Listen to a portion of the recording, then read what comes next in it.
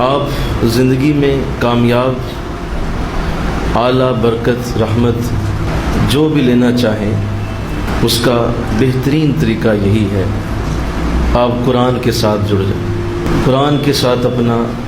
ناطہ جوڑ لیں، قرآن پڑھنا شروع کر دیں،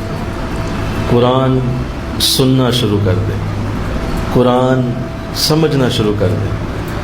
قرآن پڑھانا شروع کر دیں، قرآن لکھنا شروع کر دیں، قرآن کی کلاس میں آخر میں بیٹھنا شروع کر دیں،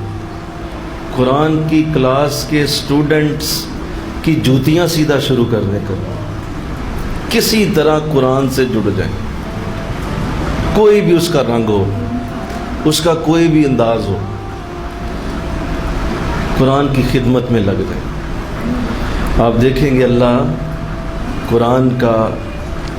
جو معاملہ ہے کہ یہ ہر دم تازہ رہتا ہے اور برکتوں والا رہتا ہے، جو اس کے ساتھ لگتا ہے اس کا بھی حال یہی ہو جاتا ہے، اللہ اسے بھی تازہ رکھتا ہے اور اسے بھی برکتوں والا رکھتا ہے۔ ہمیشہ اس نصیحت کو پلے باندھ لیں، قرآن کے سوا کچھ نہیں، قرآن قرآن اور قرآن۔ اللہ، آپ حضور علیہ السلام کی ساری سیرت اٹھائیں تو آپ حیران رہ جائیں گے کہ ساری زندگی حضور نے 40 برس جو مکے کی گلیوں میں، مدینے کے بازاروں میں، مکے کے خوبصورت پہاڑوں میں جو آپ نے 40 برس گزارے ہیں، اصل میں وہ بولتے ہوئے قرآن کی شکل ہے، وہ بھی قرآن ہی تھا۔ اور 40 برس کے بعد جب آپ کے اوپر باقاعدہ قرآن کی آیتیں اتریں تو وہ بھی قرآن ہی تھا۔ تو حضور 63 برس تک سراپا قرآن بنے رہے، 40 برس پریکٹیکل قرآن کے ہی تمام معاملات لوگوں کے سامنے رکھتے رہے،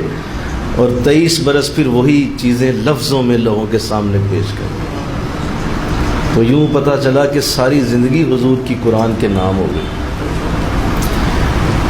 اور آقا دو جہاں صلی اللہ علیہ وسلم کی جتنی بھی فضیلت ہے، ان تمام فضیلتوں میں سب سے بڑی فضیلت آپ کا قرآن ہے، سب سے بڑا معجزہ قرآن، سب سے بڑی حضور کی خاصیت قرآن۔ تو لہذا یہ ایسا اعلیٰ معاملہ ہے کہ جب کوئی قرآن کے نزدیک جاتا ہے تو قرآن اس کو استاد بن کے سناتا ہے، قرآن اس کو استاد بن کے نظر آتا ہے، اور پھر قرآن خود اس کے لیے راہیں کھولنا شروع کرتا ہے۔ بہت بڑا معجزہ ہے۔